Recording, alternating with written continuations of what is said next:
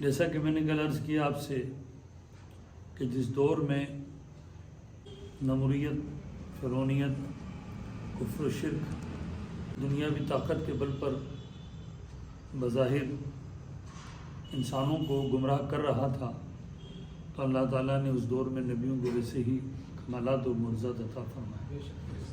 حضرت موسیٰ علیہ السلام کا وہ دور، اس میں جادو اپنے عروج پر تھا۔ فرعون ہو یا نمرود، یہ عام انسان تھے، دولت کی بنیاد پر بادشاہ بن گئے اور جادوگروں کی بنیاد پر اللہ کی مخلوق کو ستاتے تھے، ان کو خوفزدہ کرتے تھے، ڈراتے تھے۔ تو وہ نجومی جادو کے ذریعے لوگوں میں ایسا خوف پیدا کرتے تاکہ وہ فرعون کو خدا مانے۔ ایک دن اسی طرح سے جب اس طاقت بڑھی اور اللہ کی مخلوق کو ستانے لگا جادوگروں کے ذریعے، تو اللہ نے اس کی سرکوبی کے لیے اپنے پیغمبر سیدنا موسیٰ کلیم اللہ کو پیدا فرمایا، اور آپ نے ان جادوگروں کو چیلنج کیا۔ بہت بڑا مجمع جمع ہوا، اس کی ریاست سلطنت کے تمام جادوگر آئے اور اپنے اپنے جادو کے فن کو بتانے لگے۔ بڑے بڑے سانپ بنائے، پہاڑ بنائے، رسیاں بنائی۔ حضرت موسیٰ علیہ السلام ان سب چیزوں کو اپنی نگاہ نبوت سے دیکھتے رہے، کیونکہ اللہ کو بتانا تھا کہ جادوگروں کے جادوگری میں یا فرعونیت کی خدائی میں طاقت ہے کہ رب العالمین کے کرم میں زیادہ طاقت ہے۔ اللہ نے حضرت موسیٰ علیہ السلام سے فرمایا، محمد تلکا بیمینک یا موسیٰ، اور یہ تیرے داہنے ہاتھ میں کیا ہے موسیٰ؟ حضرت موسیٰ علیہ السلام کے ہاتھ میں عصائے مبارک تھا۔ اللہ جانتا ہے کہ موسیٰ کے ہاتھ میں عصا ہے، مگر بتانے کے لیے آنے والے دور میں جب اللہ کے اس کلام کو پڑھیں، اللہ نے کی شکل میں تبدیل کیا، تو وہ سوال کیا گیا آپ کے ہاتھ میں موسیٰ کیا ہے بتائیے۔ حضرت موسیٰ علیہ السلام کے دل سے بھی ایک خوف نکالنے کے تعلق سے بھی اور رغبت پیدا کرنے کے لیے اللہ تعالیٰ نے اس طرح حکم فرمایا۔ تو آپ نے فرمایا قال ہی عصا، عرض کی یہ میرا عصا ہے، یعنی ڈنڈا ہے، لاٹھی۔ اللہ نے اور کہنے لگے اتوکل علیہ واشو بہا، میں اس پر تکیہ ٹیک لگاتا ہوں، اس سے اپنی بکریوں پر پتے جھاڑتا ہوں، اور میرے اس میں بہت سارے کام ہیں، جیسے پانی کا توشہ ہے، موذی جانور جو ہوتے ہیں ان کو دفع کرتا ہوں، دشمنوں کو بھی میں اس سے دور کرتا ہوں، بہت سارے ایسے میرے کام ہیں جو میں اس عصا کے ذریعے لیتا ہوں۔ تو اللہ تعالیٰ نے فرمایا کہ یہ تو معلوم ہو گیا کہ یہ عصا ہے۔ تو اللہ نے فرمایا فالقاہا فاذا ہی حیۃ تسعی، تو وہ جادوگر جو وہاں کھڑے تھے، جو بڑے بڑے جادو کے سامان لے کر کھڑے تھے، تو اللہ تعالیٰ نے حضرت موسیٰ علیہ السلام جو فرمایا کہ اس لاٹھی کو ڈال دیں، تو موسیٰ نے اسے ڈال دیا۔ تو جب بھی وہ جیسے ہی ڈالا تو وہ دوڑتا ہوا سانپ ہو گیا، بہت بڑا اژدہا بن گیا۔ مفسرین کرام فرماتے ہیں کہ اتنا بڑا اژدہا بنا کہ 1 میل سے زیادہ اونچا۔ بتائیے آج کتنے کلومیٹر اور کتنے ہزاروں فٹ کے اندر 1 میل ہوگا، اتنا اونچا، اور اس کا منہ ایک جبڑا زمین پر اور منہ کھولے دوسرا اس کے محل کے اوپر، یعنی فرعون کے پورے محل کو اس نے جبڑے میں اس طرح لے لیا کہ ابھی سانس لے گا تو تمام جادوگروں کو بھی نکل جائے گا، فرعون کو بھی نکل جائے گا، اس کے محل کو بھی نکل جائے گا۔ پھر اس کی طرف رخ کیا، فرعون کی طرف، تو وہ تخت پر سے خوف کے مارے کود کے بھاگا، توڑتا جاتا تھا، چلاتا جاتا تھا، شور مچاتا جاتا تھا۔ ایک کمرے میں جا کے کہنے لگا اے موسیٰ مجھے اس سے بچا لو، میں اس پر ایمان لایا جس نے تمہیں رسول بنا کر بھیجا، کیونکہ موت سر پر سوار تھی، اژدہا کو دیکھ لیا تھا، سیدنا موسیٰ علیہ السلام کو اللہ کی طرف سے عطا کردہ معجزے کو دیکھ لیا تھا، تو بظاہر وہ گھبرایا، مگر وہ کفر شرک سے باز نہیں آیا۔ حضرت موسیٰ علیہ السلام نے ان جادوگروں کے جادوؤں کی سرکوبی ہمیشہ کے لیے ختم فرما دی، اور حضرت موسیٰ علیہ السلام نے یہ ثابت کر دیا کہ دنیا میں جادو و جادوگروں کی طاقت نہیں، سب سے بڑی طاقت رب العالمین کی ہے۔ اس نے ایک عصا میں، ایک لکڑی میں ایسی طاقت عطا فرمائی کہ اتنا بڑا اژدہا بن گیا۔ ظاہر ہے کہ ایک لکڑی اژدہا بن جائے، بشری تقاضا تھا۔ حضرت موسیٰ علیہ السلام کے دل میں بھی خوف پیدا ہوا، تو اللہ نے فرمایا قال خذھا ولا تخف، فرمایا اسے اٹھا لے اور ڈر نہیں، اے موسیٰ ڈرو مت، اب کام ہو گیا، اس کو پکڑ لو۔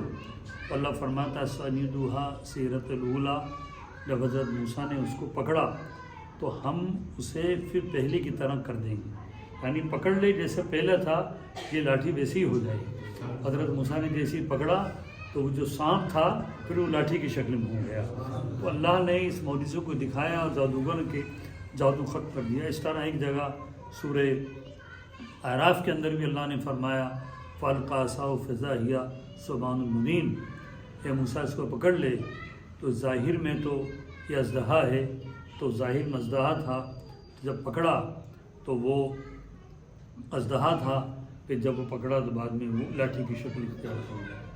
تو اللہ تعالیٰ نے اس جادوگروں کی سرکوبی کے لیے اللہ نے موسیٰ کو دنیا میں پیدا فرمایا۔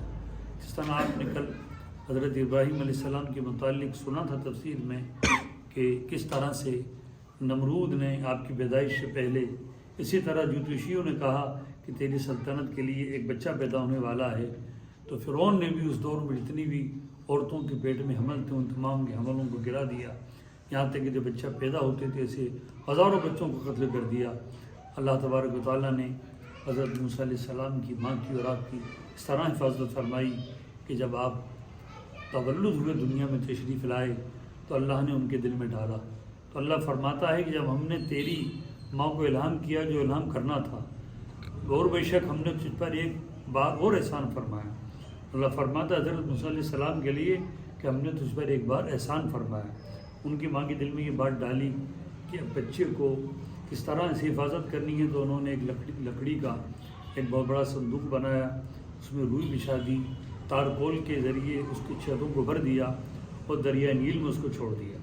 اللہ نے ان کے دل میں ڈالا کہ چھوڑ دو، تمہارے بچے کی حفاظت ہوگی۔ اللہ کے نام پر چھوڑ دیا ان کی ماں نے۔ اتفاق دیکھیے کہ وہ صندوق دریائے نیل میں بہتا بہتا ہوا فرعون کے محل کے کنارے آیا۔ فرعون محل کے کنارے دریا کے کنارے بیٹھا ہوا تھا اور ان کی بھابھی، ان کی بیوی آسیہ بھی وہاں پر تشریف فرما تھی۔ انہوں نے جب دیکھا تو کہا کہ صندوق بے کر آ رہا ہے۔ انہوں نے فوراً اپنے مزدوروں غلاموں کو حکم دیا کہ نکالا جائے۔ جب نکالا تو کوئی اور نہیں تھا، حضرت موسیٰ علیہ السلام اس کو لا رہے تھے۔ ایسے تو کہتے ہیں کہ دشمن کے گھر میں بیٹھ کر دشمن سے ہی اللہ ان کی حفاظت فرما رہا ہے۔ حضرت موسیٰ علیہ السلام کو دیکھ کر فرعون اس قدر وارفتہ ہوا، یہاں تک مفسرین کہتے ہیں کہ وہ بے ساختہ ان پر ایسا قربان ہو گیا کہ وہ حد سے زیادہ ان سے محبت کرنے لگا، اپنی محبت کو قابو نہیں پا سکا، اور ان کی خوبصورتی کو دیکھ، ان کے چہرے کو دیکھ کر ان پر وہ عاشق ہو گیا۔ بتایا گیا کہ بھی آئے ہیں تو حضرت موسیٰ علیہ السلام کی جو والدہ تھی انہیں تشویش ہوئی کہ میں نے ڈال تو دیا ہے مگر میرا بیٹا کس حال میں ہوگا۔ تو انہوں نے اپنی بیٹی یعنی حضرت موسیٰ علیہ السلام کی بہن، جس کا ذکر قرآن میں فرمایا ہے، حضرت مریم کو بھیجا کہ وہ تلاش کریں کہ موسیٰ کو جو صندوق میں بھیجا گیا ہے وہ کہاں ہیں۔ وہ تلاش کرتی ہوئی پہنچی تو پتہ لگا کہ وہ فرعون کے محل کے اندر محفوظ ہیں۔ بہت ساری دائیاں بلائی گئیں کہ ان کا دودھ پیا جائے، مگر حضرت موسیٰ علیہ السلام نے کسی دائی کا دودھ نہیں پیا۔ اسی بھیڑ میں حضرت مریم بھی چلی گئیں، کہا میری نظر میں ایک دائی ہے، وہ بہت نیک ہے، اچھی ہیں، وہ ضرور ان کا دودھ پی لیں گے، تو ان کا ضرور ان کو لایا جائے۔ تب لایا گیا تو اور کوئی نہیں تھی، وہ حضرت موسیٰ علیہ السلام کی والدہ تھی۔ الحمدللہ اللہ کیسے ان کی حفاظت فرما رہا ہے، کیسے پرورش فرما رہا ہے۔ تو اللہ نے حضرت موسیٰ علیہ السلام کی اس طرح حفاظت فرمائی۔ اور ایک دن ایسا بھی آیا جب موسیٰ علیہ السلام نے فرعون کی خدائی کو چیلنج کیا، اس نے لاٹھی کا معجزہ بھی دیکھا اور بھی وہ سارے معجزے دیکھے، مگر اللہ نے کفر اس کی مقدر میں لکھا تھا، ایمان لکھا نہیں تھا۔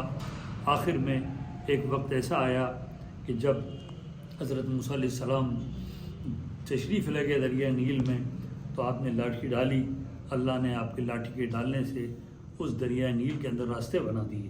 حضرت موسیٰ علیہ السلام اور ان کے چاہنے والے تو اس سے نکل گئے، اور فرعون نے چاہا کہ اب تو میرے واسطے راستہ بنا ہوا ہے، میں موسیٰ کا تقوی کروں گا معاذ اللہ، اور ان کو ہمیشہ کے لیے فنا کر دوں گا۔ جیسے دریائے نیل میں داخل ہوا، پوری فوج قافلے پورے فوج کے ساتھ میں، پورے لشکر کے ساتھ میں، تو اللہ نے دریاؤں کو ملا دیا اور ہمیشہ کے لیے فرعون اس میں ڈوب کے ختم ہو گیا، اور اللہ نے حضرت موسیٰ علیہ السلام کی نبوت اور رسالت کو ہمیشہ کے لیے زندہ فرما دیا۔ تو حق کی آواز کو بلند کرنے کے لیے چاہے بچہ ہو چاہے جوان ہو، اگر وہ اللہ کی راہ میں اپنے آپ کو قربان کرتا ہے تو تو اس کی حفاظت کو دنیا دار نہیں خود رب العالمین فرماتا ہے۔ تو اللہ نے حفاظت فرمائی اور جادوگروں کے جادوؤں کو ہمیشہ ختم کر دیا۔ تو یہ جادو ہر دور میں رہا ہے، ہر دور میں رہے گا، ہر دور میں شیطان و نمرود فرعون ہوتے رہیں گے، ہر دور میں اللہ ابراہیم خلیل اللہ اور موسیٰ کلیم اللہ پیدا کرتا رہے گا۔ آج موسیٰ کلیم اللہ ابراہیم خلیل اللہ تو پیدا نہیں ہو سکتے، مگر یہ ضرور ہے کہ اگر ہم شریعت مصطفیٰ پر عمل کریں تو غلام ابراہیم خلیل اللہ، غلام موسیٰ کلیم اللہ ضرور پیدا ہوں گے، اور ہو رہے ہیں اور انشاءاللہ ہوتے رہیں گے۔ اس دور میں بھی نمرود ہیں، اس دور میں بھی فرعون ہیں، اس دور میں بھی ظالم ہیں۔ اللہ کے بارگاہ میں دعا کریں کہ اللہ اس دور کے نمرودوں کو، اس دور کے فرعونوں کو ختم کرنے کے لیے کوئی غلام ابراہیم خلیل اللہ پیدا فرما دے، کوئی غلام موسیٰ کلیم اللہ پیدا فرما دے، کوئی غلام محمد الرسول اللہ پیدا فرما دے، سچے غلام پیدا فرما دیں، تاکہ ان شیطانوں کو، ان فرعونوں کو، نمرودیوں کو غرق کر کے ہمیشہ کے لیے ختم کر دیں۔ اللہ تعالیٰ اسلام کو فتح یابی عطا فرمائے اور حق کی آواز کو بلند فرمائے۔ والسلام علی من اتبع الہدی۔